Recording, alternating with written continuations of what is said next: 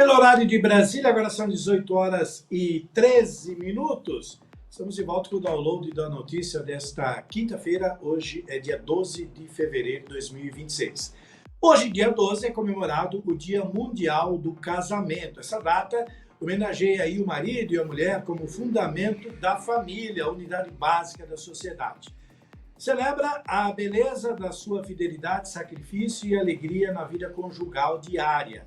Mas também existe um número de divórcios. E para falar sobre o tema casamento, família, número de divórcios no Brasil, eu tenho a honra de falar novamente, matando a saudade aí de um passado muito recente, minha colega Janaína Lima, apresentadora aí do programa Educação que Transforma, toda semana aqui na Guardiã. Oi, Janaína, muito obrigado por atender aí o nosso pedido. Eu fiz pessoalmente, você prontamente atendeu. Muito obrigado, porque eu acho que esse tema você pode desfrutar bastante e falar aí para os nossos queridos ouvintes, internautas que nos acompanham. Seja bem-vinda, viu, Janaína? É um prazer, Gil, estar aqui com você mais uma vez e falar desse pilar tão importante da sociedade que é a família, o casamento. Pois é, nesta data, né, hoje é comemorado mundialmente essa data, a gente sabe desta importância, como foi dito no texto de abertura, ele é fundamental, né, na sociedade, na formação do caráter de uma própria família,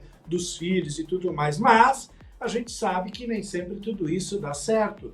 E os casais, amigavelmente, em alguns casos, outros não, acabam se divorciando. E o número de divórcios no Brasil caiu em 2024, embora ele tenha aumentado muito depois da pandemia.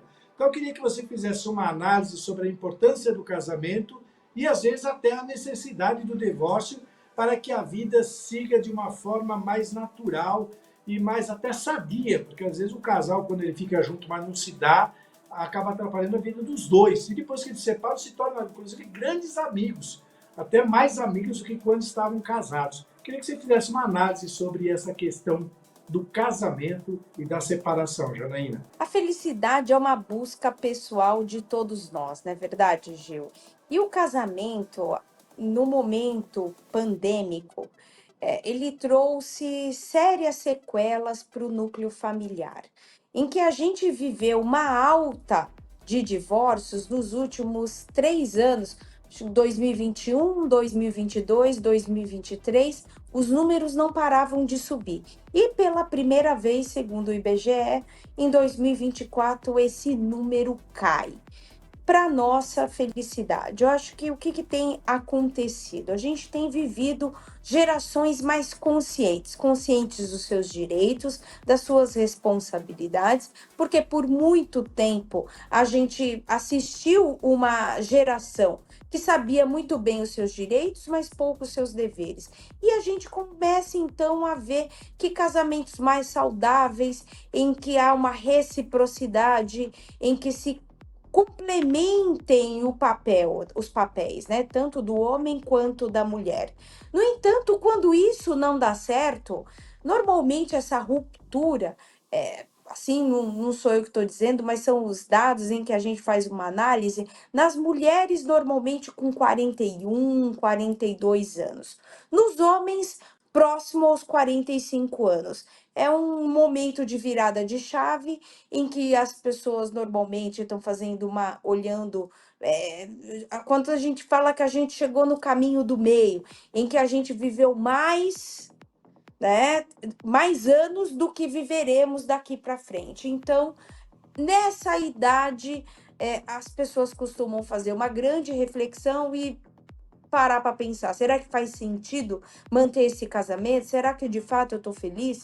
E aí, então, ou os casamentos se transformam, passam por uma transformação muito grande, uma mudança de paradigma, de olhar, tanto do marido quanto da esposa, ou muitas vezes, infelizmente, ocasionam na separação.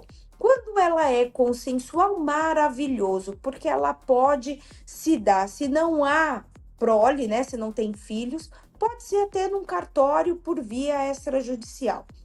Quando tem filhos, já esse acordo amigável precisa ser homologado pelo juiz.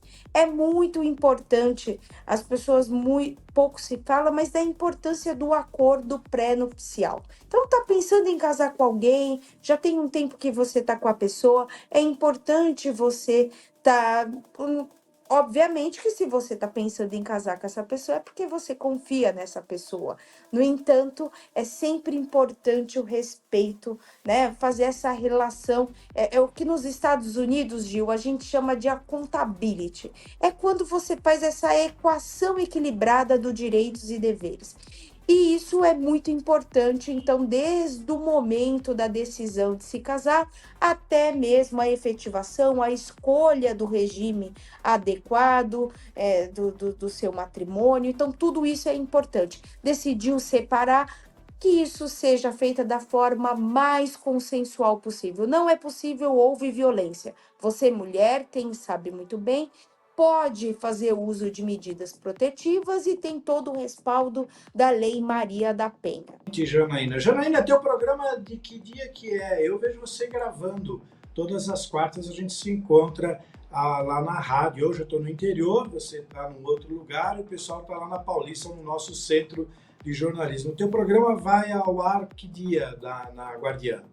Toda quarta-feira, às 15 horas, aí na Rádio Guardiã.